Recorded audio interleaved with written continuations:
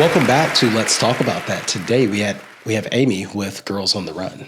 How are you doing today? Doing great. Good to be here. So, tell us a little bit about Girls on the Run. Well, are you on the run? That's funny that you asked that because 14 years ago when we first were getting this off the ground, people had no idea what Girls on the Run was, and they would think it was a runaway organization. Okay. Of some kind. And it's not. It's not. It is, if you think about, do you have any daughters? I do have a daughter. Have a daughter. Yes. How old is your daughter? 15. 15? Yes. So did you know what age girls' confidence peaks at?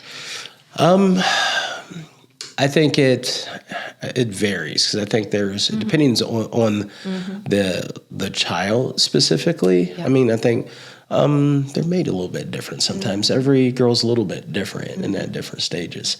On average, girls' I would say. Oh, yes. Take a guess? Yeah, go. 12. Very close. 9. Oh, okay. 9 years old. Before 9 years old, girls believe they can do anything, be anything. And then at 9, whatever forces come into play, confidence nosedives. And then it starts coming back up again after around 15, 16. So what do you think causes that? I think there's a girl culture. There's a number of things that I think are causing it, but I think there's a girl culture. There's a desire to fit in. Brene Brown says the opposite of belonging is fitting in. So it's this desire to change yourself to be what you think other people want you to be instead of being accepted for who you are. And there's so much pressure for hair to look a certain way, clothes to look a certain way, skin to look a certain way, body to look a certain way. So much of it is external on girls. And there are certainly pressures boys face. I've got a daughter and a son. Yeah. And, we definitely see pressures and struggle with young men as well. It's different. It's different. And so, I would agree with that too. Yeah. Yeah, my son's 18, so Got a I 19-year-old. see the. So, would you agree too that, even at the age of 9, I think even adults, some people still struggle with that. Absolutely. So it's a thing. It's more of a roller coaster effect, and It is. I think we get a little bit more confident because, nobody wants to go back to middle school. yeah, some people are stuck in middle school. This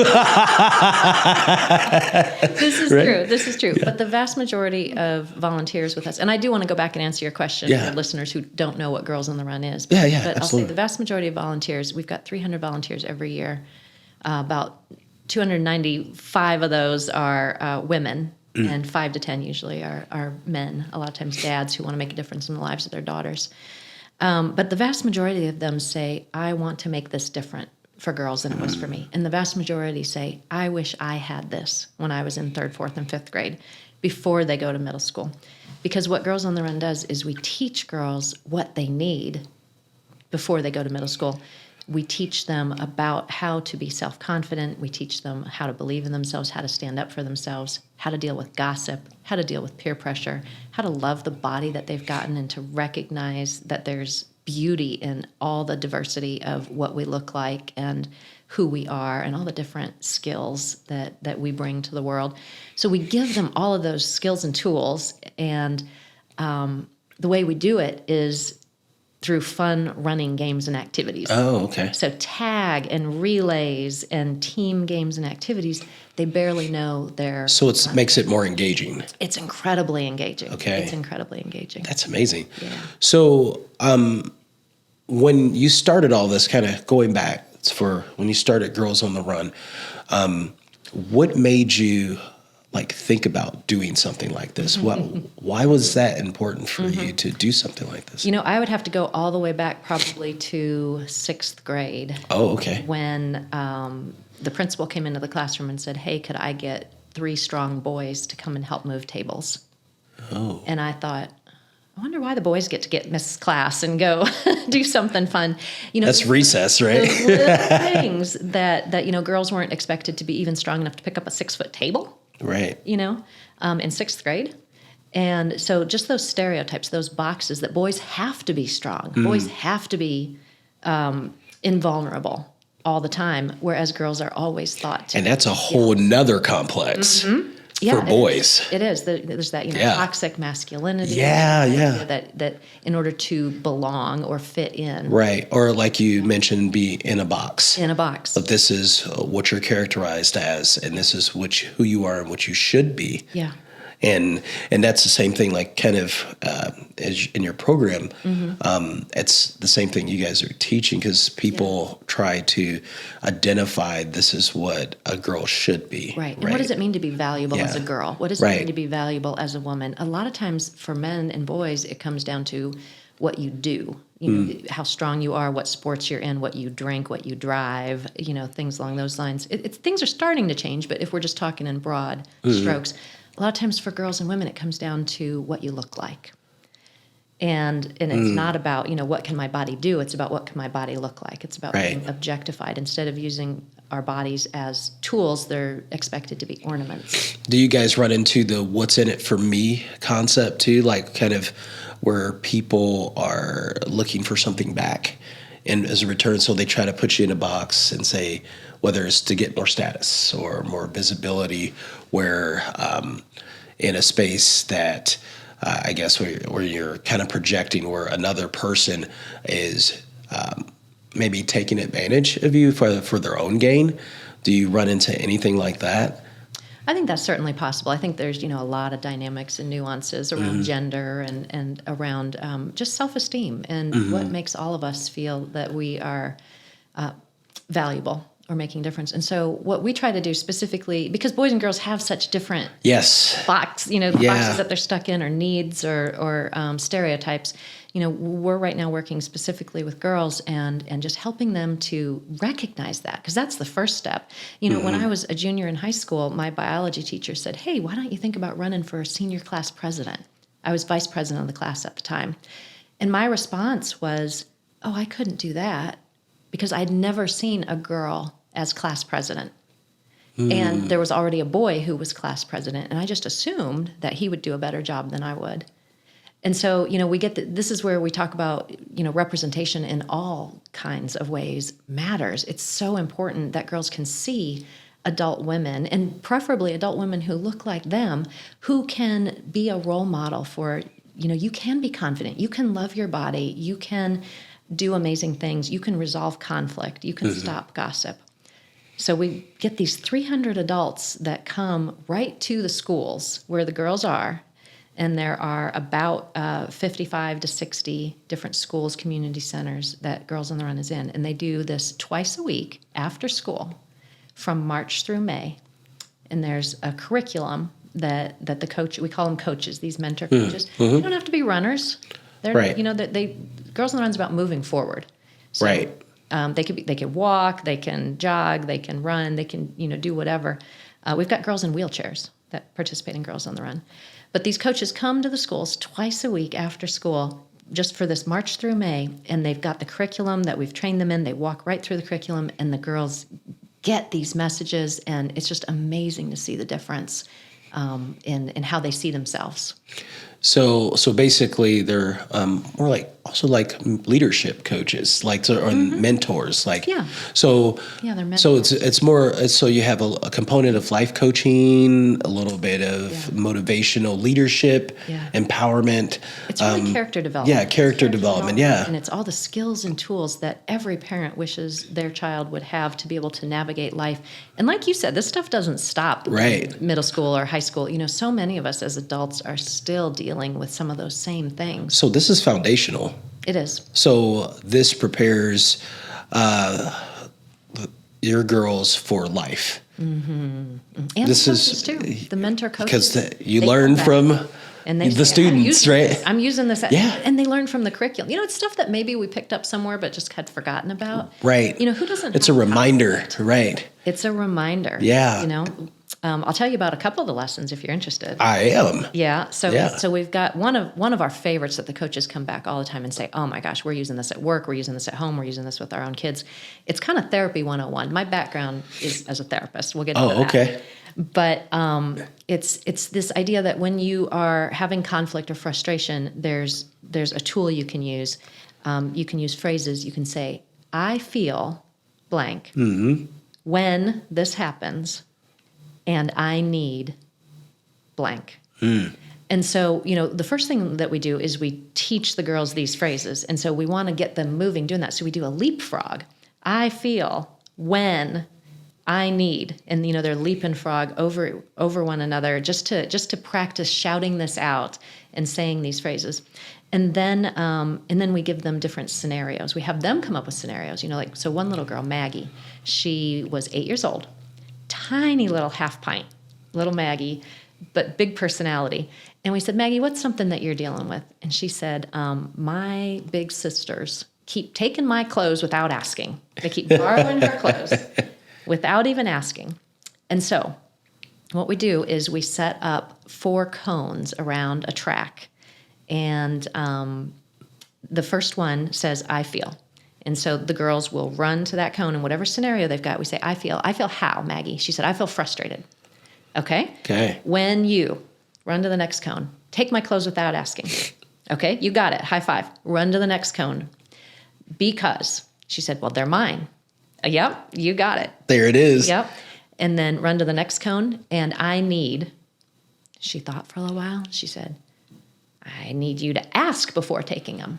Nice. We said, you got it. So run back to the start. We said, put it all together. I feel frustrated when you take my clothes without asking because they're mine, and I need you to ask. And she goes home. She comes back the next lesson.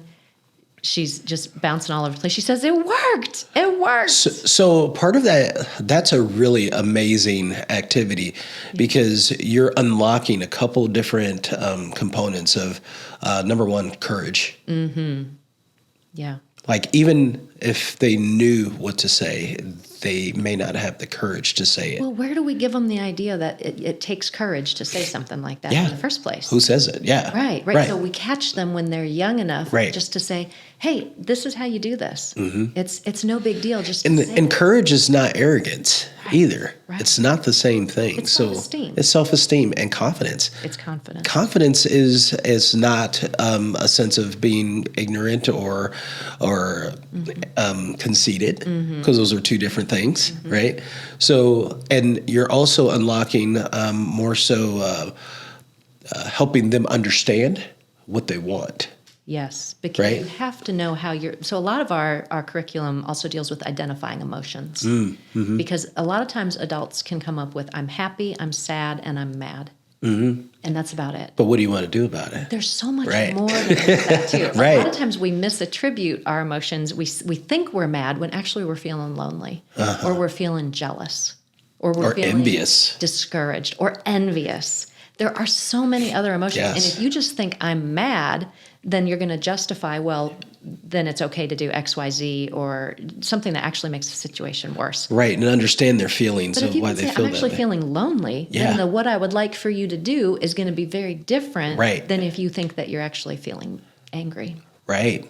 So we help them identify different emotions and then give them examples of what can you do about those things. So your background makes you kind of a black belt in this space. I don't know about that. Well, I mean, but understanding emotions and how people feel the way that they feel. We're all a work in progress. Yeah. Because our brains can hijack. Yes, they can. Especially really late at night when you're tired. If you're tired, if you're hungry. These are terrible times to try to resolve. Make decisions too. These are all terrible times to make decisions. But just knowing that is empowering. And so, so you asked, how did I get an interest in this? So 6th grade, high school, just noticing the differences between girls and boys and what we were allowed and not allowed to do. And then just my interest in people and in human behavior. Yeah. So I found out about Girls on the Run when I was living in Tempe. I just saw a brochure. It started in Charlotte, North Carolina in 1996. And it was probably around the year 2000, 2003, somewhere in there, that I saw a brochure for Girls on the Run. I had done a master's program in family therapy and counseling that was very focused on gender dynamics and gender differences and how we can help both boys and girls, men and women, to connect and relate more with one another despite some of these boxes that we're put into. Mm-hmm. And so when I saw this brochure, I thought, I want to be involved with that someday. But I was pregnant with my oldest and getting ready to move across the country. And so I didn't get involved right then. But when I did move across the country, I found a local Girls on the Run council there and volunteered as a 5K buddy. The program, this curriculum, it's usually about 10 weeks. It culminates in a non-competitive 5K event. So every year we have about 1,200 girls who come out to one of 2 5Ks that we do. We've got one in Elkhart, one in South Bend in May. And they do their very first 5K. And the confidence that comes from accomplishing that, it's untimed. Every girl gets a bib with a number 1 on it. Every girl gets a medal at the finish line. Right. And it's just the most spirited, colorful 5K. So I was a 5K buddy for a girl when I was living in Grand Rapids, and then I was in Flagstaff for a while, and I was a 5K buddy there as well. So when then I moved here, and I'm from Indiana originally, but had moved away. Okay, and so you were coming back. I was coming back to this area. I'd gone to college here, and coming back to this area. So the first thing I did was call the national organization, and I said, I want to volunteer with my local council. And they said, there's not one. Would you like to start it? Oh, nice. So you started your own chapter. Well, I had moving boxes everywhere. I had a 3-year-old and a 5-year-old. And I thought, that sounds like fun. Yeah. Let's try that. So I kind of tumbled into it. I didn't. So you had no idea, did you?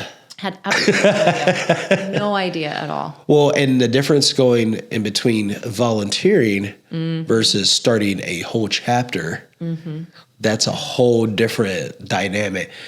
Let's talk about that. Okay. Let's talk about the time commitment and what that looks like. How did that, let's get into that. Yeah. Well, fortunately, there was another fantastic woman and a dear friend of mine named Chris Olson who was also looking into possibly bringing this here. 2 of us put our heads together and divided and conquered a little bit, worked together, pulled in other volunteers. Was that difficult? Was that difficult to do, to bring volunteers in?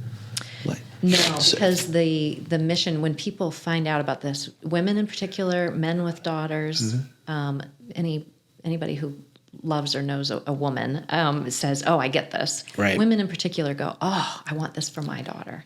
And so my next door neighbor, she just jumped in. But so did it help that it was kind of established and kind of the framework was there? Did that help? Well, that definitely helped. Yeah. It was much smaller at the time. So the framework was the national organization definitely had the curriculum. So we didn't have to create a curriculum. Yeah, that could be tedious. But we created our own training. We created our own bylaws. We created everything else. We're an independent 501c3. So it was really, apart from the national curriculum. Oh, okay.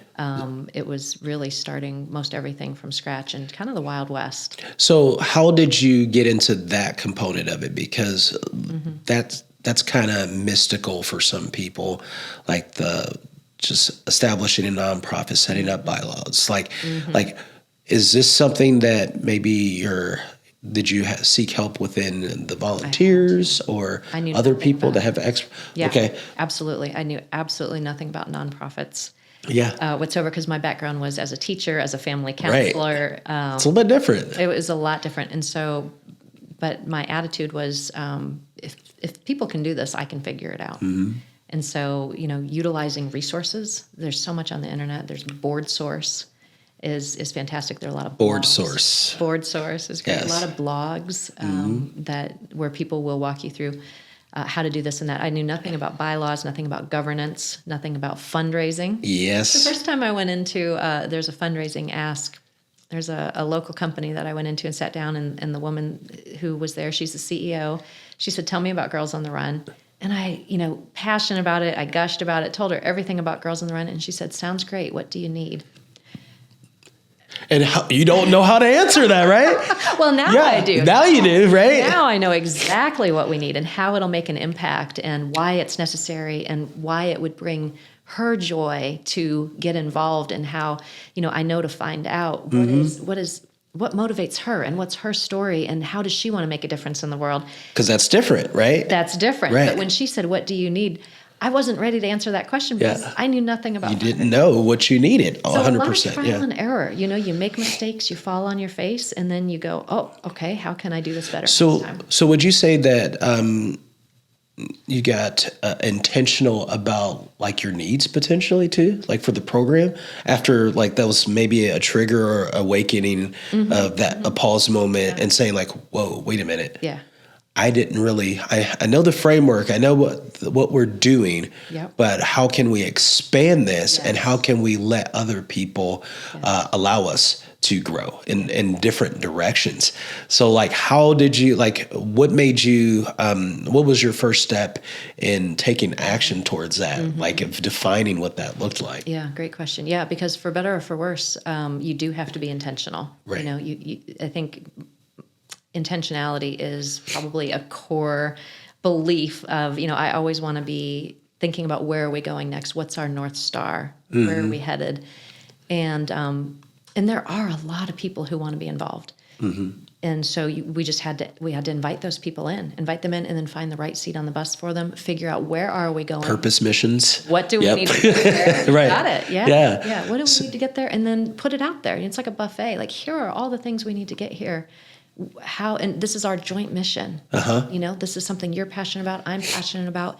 How would you like to be involved in getting the organization from here to there? It's not about me and what I want and what I need. It's about the mission. It's about the organization.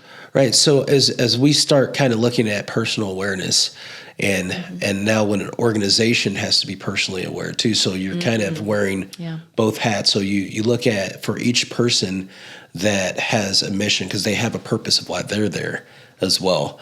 Right. And they're fulfilling. Yeah. And then the needs of the organization. Because I know it's an operation. Like there's a lot of needs that happen. It's a business. Yeah. It is. It's still a business. You've got to and it has an impact. So do you find like challenges at times when you're looking at, okay, I know this is kind of what we need, or are you looking at the awareness of the organization at all times and measuring that? Or what is your system for that to continue like movement? Like as you're looking at pursuing your mission through Girls on the Run versus the culture when it's inside of it, because you have a community inside that you've built, right, locally. So what does the mechanic of that look like? Yeah. Well, the mission of Girls on the Run is to inspire girls, particularly 3rd through 8th grade, to be joyful, healthy, and confident, and to use a interactive curriculum that creatively weaves running into that. So it's not about the running, but we're going to weave it into that. And so anybody who gets behind that mission of inspiring girls to be joyful, healthy, and confident is welcome on board and has something valuable to give. And I think I shared with you before, I really like to think of myself as a matchmaker between what brings joy to this individual, to this business, to this partner organization. How can we make them look great? How can we bring them joy? How can we help meet whatever their personal mission is through opportunities that we have? So we started with 12 girls in 2011 at one school and 3 coaches.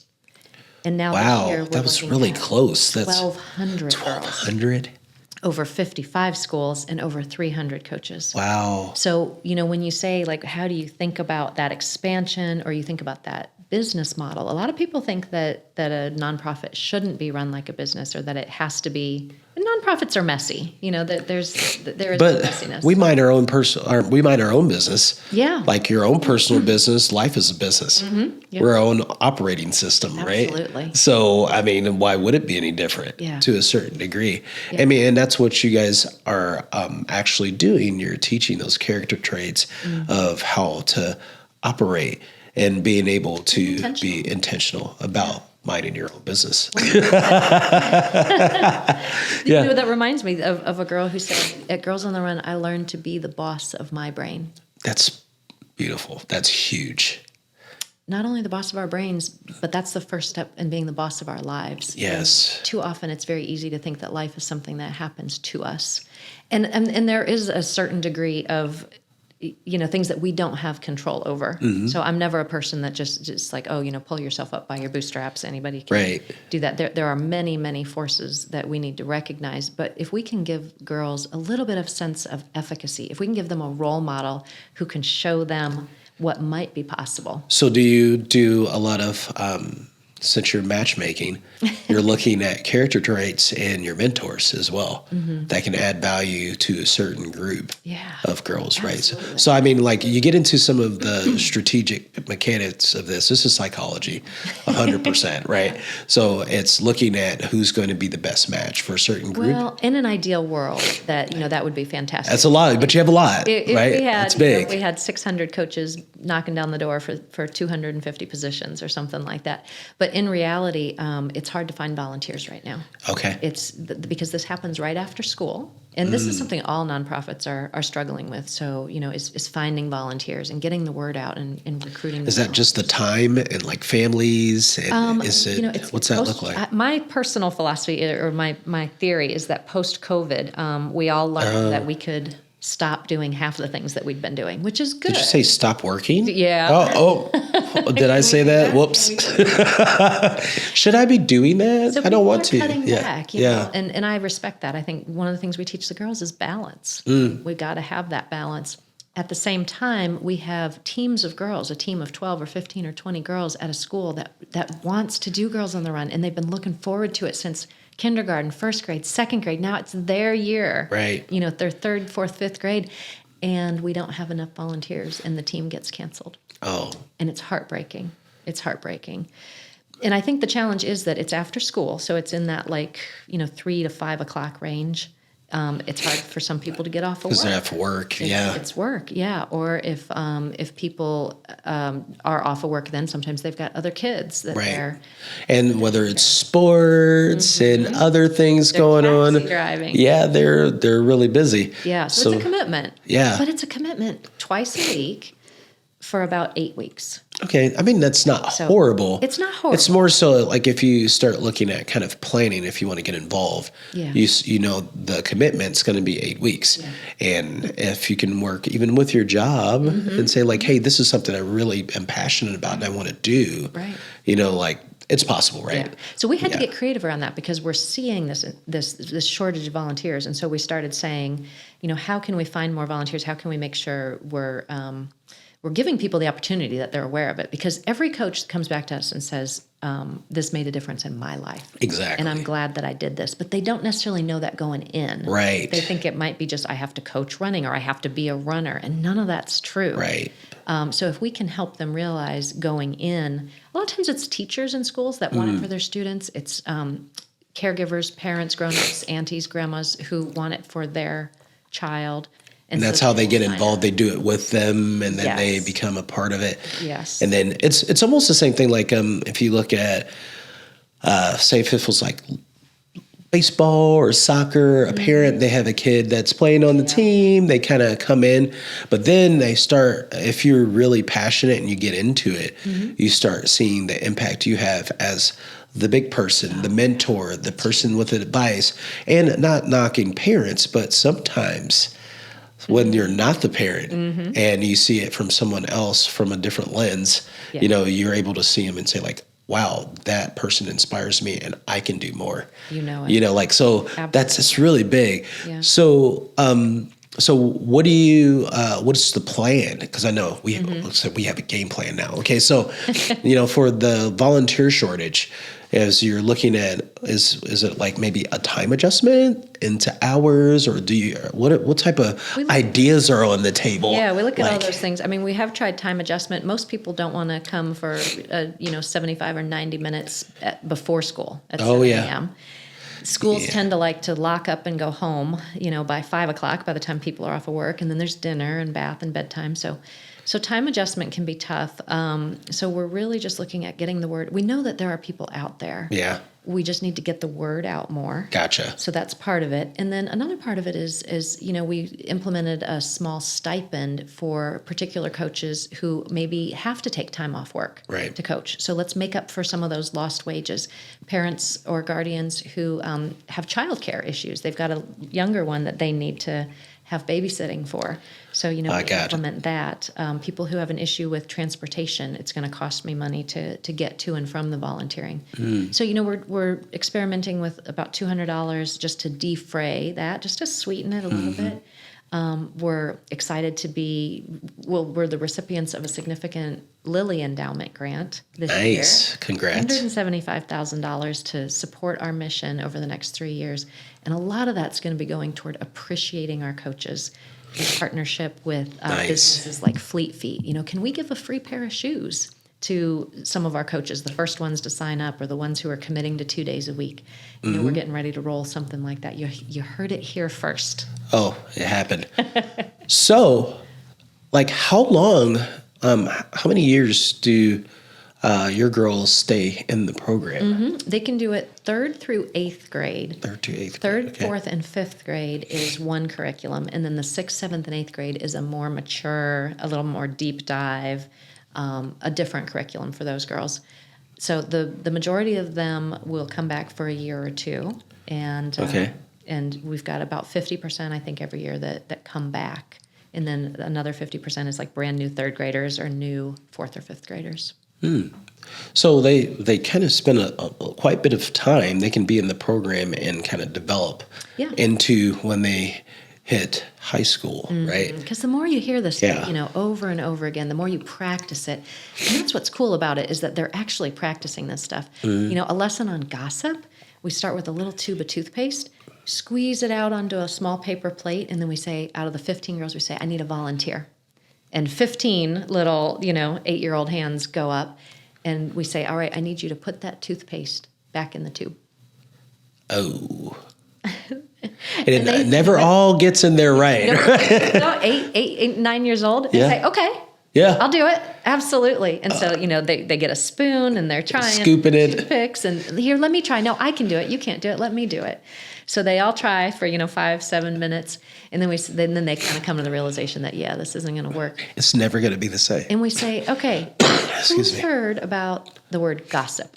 And what does this have to do with this tube of toothpaste?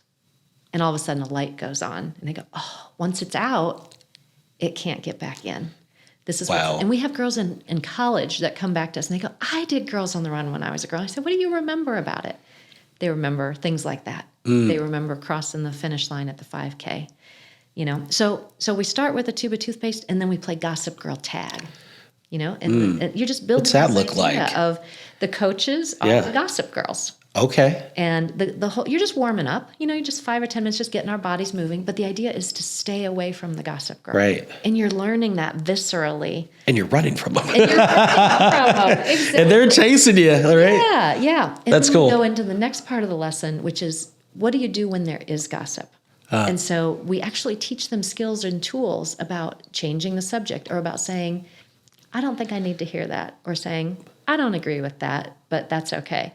And then we'll give them scenarios, and this is where there's a little bit of the running. So they might run, halfway down the soccer field around a cone and come back, and we've given them a scenario to think about. Like a girl says, oh, did you hear Art just failed his chemistry test, right? And the girl comes back, and then she practices what she would say in that situation. And then we give her another situation, and they can run with partners and talk about that. And then they're actually practicing building these skills. So without being in the program, they would have to figure out how to do that on their own. Yeah. Right? Yeah. Or they would just follow what other girls do. Follow along. Which is not to stop the gossip or the peer pressure. They can spread it. It's to exacerbate it and to spread it. So, we've seen coaches and principals who come and they say, these Girls on the Run lessons become part of the culture of our school. Yes. And, one principal, she said she had 3 girls, she said mouthing off was her term. And she had been a Girls on the Run coach, this principal had. Oh. She brings them into her office and she says, what did we learn at Girls on the Run last week?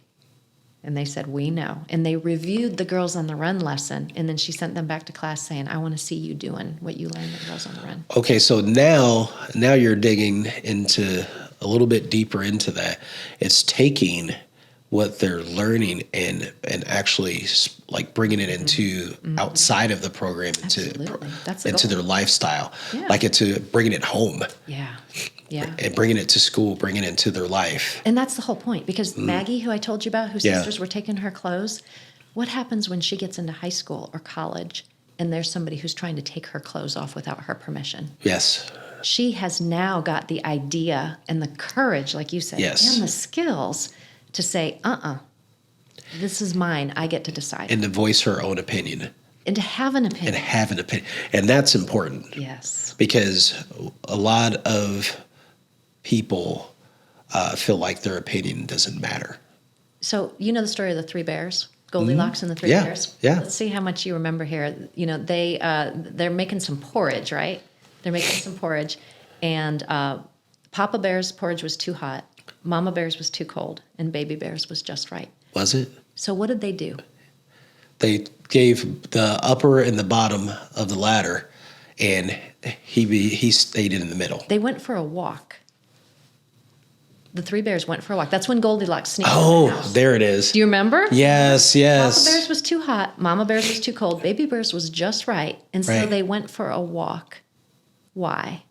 Because Papa's was too hot. To let it cool down. Let his cool down so he can eat. Mama Bear's gets even cold colder. because she couldn't eat. Bears gets cold. Right. And so this idea of voicing an opinion, you know, we absorb this from childhood, is that Mama Bear didn't have an opinion. Baby Bear didn't have an opinion.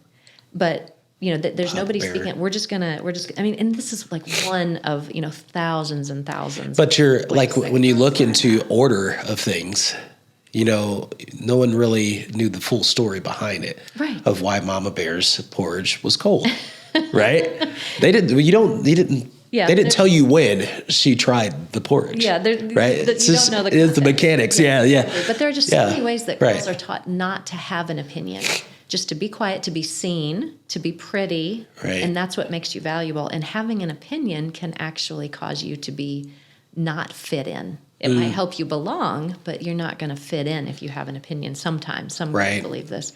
And so helping the girls learn that it's okay to have an opinion. You know, we talk about friendship and how to choose good friends and how to speak up for yourself. What's the difference between a friendship booster, a friendship tester, and a friendship breaker? When do you need to walk away from a friendship? And empower girls to know that that's okay to do. It's okay to walk away. That sometimes you need to. There are certain behaviors that you are too valuable. You do not deserve to be treated that way. Right. And we have had at least one coach come back to us and say, after I taught that lesson on that, I needed to leave the relationship I was in. There it is. So that's where you start digging into the mentorship side of it. It's equally as much for the mentors as it is for the girls. So I'm passionate about it. You can see I can go on. Yeah, I see it. I love it. That's you know, that's where my passion lies. Is just doing everything we can to empower these girls and women. And I think with any business, with any nonprofit, that passion is key, because you're pouring your life into it. Right. And if you're going to invite others to be part of it, They have to see the passion too. they have to be able to ignite their own passion. Right. You know, if they have it. And it might not, Girls on the Run might not be the right thing for Right. everybody, you know, and if I find somebody who has a passion for something else, then I'm going to connect them with the person who does that. And that's okay. So how did you get to the point where you seek out your passion full time? Okay, so one of the obstacles you'll have is being able to get into something you're passionate about it, but we all live in this real life world scenario. We need a paycheck. Like where we have to make money and be like responsible and adulting. And I mean, for kids out there, if you're listening, this is one of the things that you have to appreciate. Like when you're younger, you're able to work on yourself. You have the time to do that and get close to what you love. Like it's never too late. It's never too late. It's never too late. So what advice would you give someone to say, if you're passionate about it, what does the commitment look like to seek out your passion or your calling? Yeah. Well, I mean, I think I've heard it said that where you belong is the place where your deepest passion meets the world's deepest need. And, you know, what's the overlap of that? And I think we need to add in, and you can also make a paycheck and survive. You know, so that sweet spot can be really elusive. But I think that self-knowledge is hugely important. What are my skills? What am I good at? Because if you're going to be expecting to make a living at something, you've got to have the skills and tools, or you need to find a way to develop. Or you need to figure out how to do it or So build some skills. honest feedback. I mean, there are a lot of different people in the world with a lot of different skills, and I think being an entrepreneur is a little bit of a specific skill set. It is one. Yeah. Well, because there's no net. There's no safety there. You have to figure out how it all works. Yeah. You don't have to be a expert in everything, but you need to be aware of what you need to know. Yeah. Right. So just being aware of what you need to know, whether it's seeking out, finding those around you to help build that up, or if it's something that's really niche and like if it's something you're passionate about, you have to put in what's the 7,200 hours of mastery Is that of how the many time. it is? Yeah, Oh my gosh. like of putting that in to master a skill. Like, and your passion has to align with the commitment, right? Yes. Yeah. Because there were a lot of late nights of I'd wait until my kids went to bed and then working. And, That third shift, like kind of unlocking when you're just broken fatigue and you're still going because you're passionate about it. Well, and there are right? times that I had to pull myself back. I mean, very honestly, that I would find myself losing my temper with one of my kids and think, okay, this isn't worth it. And I would say, tomorrow I'm quitting. This was early on. And, or there was a time where, for whatever reason, my daughter, she was maybe 5, and we were talking about adjectives. I homeschooled my kids during all of this. Oh, wow. I was teaching them. That's impressive.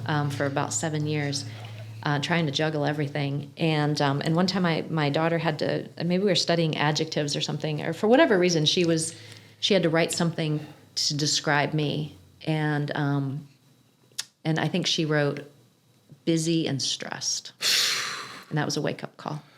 Ouch. Ouch is right. Yes. And so I had to make some changes, right away to have a little more balance, a little more attention. And that's not just for you, but everything around you. Like it's a ripple effect, right? Yeah. So everything in your atmosphere. Yeah. You have to be aware of that as well. A very wise person that I look up to once said, balance comes in hindsight. You're not going to have balance every single minute when you're starting a nonprofit or a business or in those first 3 to 5 years especially. So you put in a lot of effort then, and then you have. But if you find yourself chronically stressed and tired and overworking and unable to pull back, then you have to come down at some point. Yeah, It's like a teeter-totter, right? So like if you're always maxed out, like it's just a lot to try to keep up. And some keep people going. live that way in chronic stress and chronic tiredness and busyness. And but the author Annie Dillard says how we spend our days is of course how we spend our lives. Mm-hmm. And you string together too many days where you're unhappy, you're stressed, you're tired. That's going to turn into a life. Oh yeah. And so that's not something that I wanted. That's not living a life of peace. It's not. It's at all. Yeah. So I think we have to be mindful as entrepreneurs or nonprofit founders or whatever that intense career is, that it's okay to work hard. It's okay to to lean in a little bit, but I don't like that lean in all the time, grind yourself to the bone. That's not for me. Yeah, that makes total sense. That's not healthy. I know. I think we all know, We've lived it quite a bit at times, Yeah. So what's next for you? What are you looking for? What's next for Girls on the Run? Mm-hmm. What would you like to see? Mm-hmm. Your vision. Oh, well, we always want to reach out and serve more girls. We always want to have the opportunity to bring this program to more schools. Fortunately, we are already in almost every South Bend community school. Very nice. Almost every Penn Harris Madison school. 13 schools in Elkhart County. So what's next is more Elkhart County. Okay. More schools. There it is. More coaches, more girls being served in Elkhart County.